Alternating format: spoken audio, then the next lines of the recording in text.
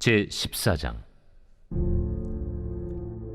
이고니온에서 두 사도가 함께 유대인의 회당에 들어가 말하니 유대와 헬라의 허다한 무리가 믿더라. 그러나 순종하지 아니하는 유대인들이 이방인들의 마음을 선동하여 형제들에게 악감을 품게 하거늘 두 사도가 오래 있어 주를 힘입어 담대히 말하니 주께서 그들의 손으로 표적과 기사를 행하게 하여 주사 자기 은혜의 말씀을 증언하시니 그 시내의 무리가 나뉘어 유대인을 따르는 자도 있고 두 사도를 따르는 자도 있는지라. 이방인과 유대인과 그 관리들이 두 사도를 모욕하며 돌로 치려고 달려드니 그들이 알고 도망하여 루가오니아의 두 성 루스드라와 더베와 그 근방으로 가서 거기서 복음을 전하니라. 루스드라에 발을 쓰지 못하는 한 사람이 앉아 있는데 나면서 걷지 못하게 되어 걸어본 적이 없는 자라. 바울이 말하는 것을 듣거늘 바울이 주목하여 구원받을 만한 믿음이 그에게 있는 것을 보고 큰 소리로 내 발로 바로 일어서라. 그 사람이 일어나 걷는지라. 무리가 바울이 한 일을 보고 루가오니아 방언으로 소리질러 이르되 신들이 사람의 형상으로 우리 가운데 내려오셨다. 바나바는 제우스라 하고 바울은 그 중에 말하는 자이므로 헤르메스라 하더라. 시외 제우스 신당의 제사장이 소와 화환들을 가지고 대문 앞에 와서 무리와 함께 제사하고자 하니 두 사도 바나바와 바울이 듣고 옷을 찢고 무리 가운데 뛰어들어가서 소리질러 여러분이여, 어찌하여 이러한 일을 하느냐?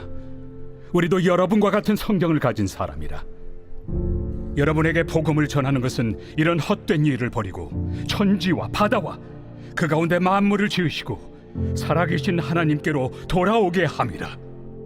하나님이 지나간 세대에는 모든 민족으로 자기들의 길들을 가게 방임하셨으나 그러나 자기를 증언하지 아니하신 것이 아니니 곧 여러분에게 하늘로부터 비를 내리시며 결실기를 주시는 선한 일을 하사 음식과 기쁨으로 여러분의 마음에 만족하게 하셨느니라. 이렇게 말하여 겨우 무리를 말려 자기들에게 제사를 못하게 하니라. 샬롬, 오늘도 말씀과 함께 동행하는 귀한 성도님들을 주님의 이름으로 축복합니다. 말씀이 우리의 힘이며 우리의 능력임을 믿습니다. 비시디아 안디옥에서 쫓겨난 바울과 바나바는 그곳에서 동쪽으로 120km 떨어진 이고니온으로 가서 전에 하던 방식으로 유대네 회당에 들어가서 복음을 전했습니다. 그러자 이고니온에서 많은 사람들이 예수님을 믿고 주님께로 돌아오는 일이 발생했습니다. 그러나 복음을 전하는 곳에선 늘 박해가 있듯이 말씀에 순종하지 아니하는 유대인들이 이방인들을 선동하여 이 형제들에게 나쁜 감정을 품게 되었습니다. 2절 말씀 함께 읽어보겠습니다. 그러나 순종하지 않은 유대인들이 이방인들의 마음을 선동하여 형제들에게 악감을 품게 하거늘. 이제 이 행복했던 도시라고 표현을 한다면 어폐가 있을 수도 있지만 이 평안했던 도시에 두 사도가 와서 어떤 이들에겐 복음이 전해지는 유익이 있었고 어떤 자들에게는 악감을 품게 되는 일이 생긴 것입니다. 3절에 이렇게 말합니다. 두 사도가 오래 있어 주를 힘입어 담대히 말하니 주님이 주시는 능력을 힘입어서 담대히 복음을 선포하니 주께서 그들의 손으로 표적과 기사를 행하게 하여 주사 자기의 은혜의 말씀을 증언하시니. 단순히 말씀만 전하더라도 그것이 능력이 있었는데 그뿐만이 아니라 아픈 자들을 낫게 하는 표적과 귀신이 떠나가는 기사들까지도 함께 있었던 것 같습니다. 그러한 놀라운 일들이 일어나니 그 시내의 무리가 나뉘게 된 거죠. 유대인을 따르는 자도 있고 두 사도를 따르는 자도 있는지라. 이방인과 유대인과 그 관리들이 두 사도를 모욕하면서 돌로 치려고 들었습니다. 안디옥에서 쫓겨온 이 사람들이 이고니온에서 복음을 전하고 많은 사람들이 예수님께 나아가게 되었지만 또 쫓겨나게 된 것이죠. 이고니온에서 쫓겨난 그들은 루스드라라는 곳으로 이동을 했습니다.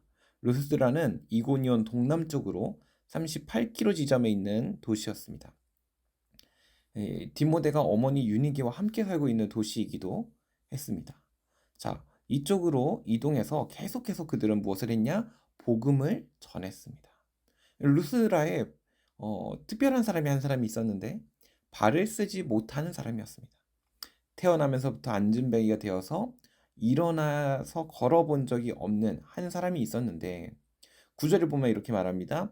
바울이 말하는 것을 듣거늘 바울이 주목하여 구원받을 만한 믿음이 그에게 있는 것을 보고 바울이 말하는 것을 이 사람이 굉장히 주의 깊게 듣는 태도나 모습이나 또 성령의 충만한 임재 가운데 영적인 시선으로 그를 바라봤을 때 이 사람은 하나님을 믿을 만한 예수님을 믿을 만한 그 믿음이 있구나라고 보여졌다는 것이죠. 사실 성령이 바울에게 깨닫게 해주신 부분일 것입니다. 그래서 그 믿음의 확신을 가지고 10절에 이렇게 말합니다. 큰 소리로 이르되 내 발로 일어서라 하니 그 사람이 일어나 걷는지라. 11절에 무리가 바울이 한 일을 보고 루가오니아 방언으로 소리질러 이르되 신들이 사람의 형상으로 우리 가운데 내려오셨다 하여. 자, 이번에도 표적과 기사가 이렇습니다. 그래서 그 동네 사람들은 다 아는 태어날 때부터 앉은뱅이였던 그 사람이 일어나 걷는 것을 보니 얼마나 놀라웠겠습니까? 이 기적과도 같은 일들을 보면서 이 바울과 바나바를 신이라고 생각한 것입니다. 우리가 잘 알고 있는 그리스 로마 신화에 나오는 제우스와 헤르메스가 성경에 등장합니다. 12절입니다.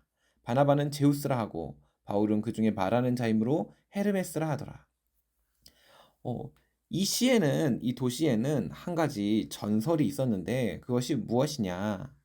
옛날에 루스드라 지방에는 제우스와 헤르메스가 사람의 모습으로 내려온 적이 있다고 합니다.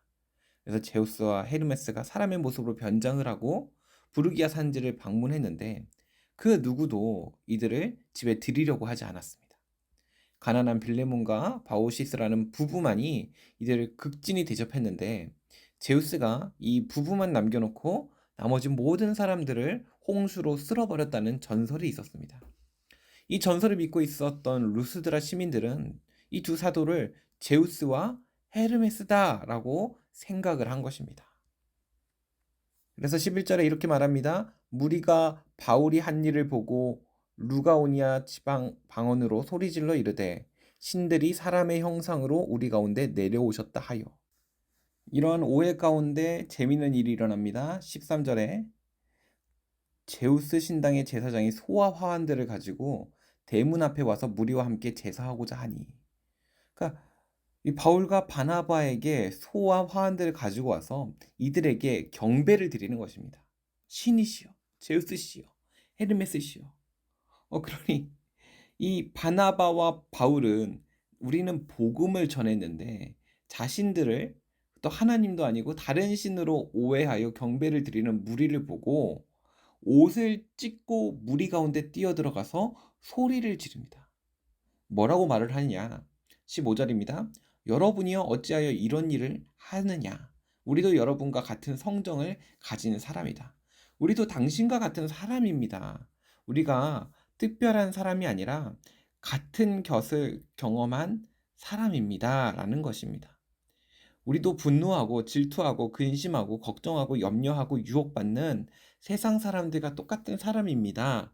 우리는 신이 아닙니다. 라는 것을 강조해서 이야기하는 것입니다. 여러분에게 복음을 전하는 것은 이런 헛된 일을 버리고 사람을 숭배하는 것, 뭔가 이방의 우상들을 숭배하는 것, 이런 것을 헛된 것이라고 표현합니다. 그러며 천지와 바다와 그 가운데 만물을 지으시고 살아계신 하나님께로 돌아오게 합니다. 여러분, 정말 여러분이 믿어야 되는 것은 누구입니까? 하나님입니다. 그분이 어떤 분입니까? 천지와 바다, 그 가운데 만물을 지으시고 지금도 살아서 역사하시는 분이십니다. 라고 고백하고 선포하며 복음을 전하는 것입니다. 18절은 이렇게 말합니다. 이렇게 말하여 겨우 무리를 말려 자기들에게 제사를 못하게 하니라. 말을 듣지 않는 거죠. 뭐만 보여요? 기적을 일으킨 그 사람만 보이는 거예요. 이 사람들에게는 구원이 필요한 것이 아니라 무엇이 필요했습니까? 기적이 필요했습니다. 우리의 신앙생활은 어떠한가? 여기서 돌아보게 됩니다. 우리가 하나님을 믿으며 예수님을 믿으며 신앙생활을 할 때에 우리에게 필요한 것은 기적입니까? 아니면 구원입니까? 눈앞에 보이지 않는 구원, 그것이 우리 삶에 가치 있다라고 느끼지 못하고 계속해서 기적만을 구하는 사람들이 있습니다. 우리가 기도할 때도 하나님의 뜻대로 이루어지길 기도하는 것이 아니라 내가 기도한 대로 기적이 이루어지기를 소망하는 사람들이 있습니다.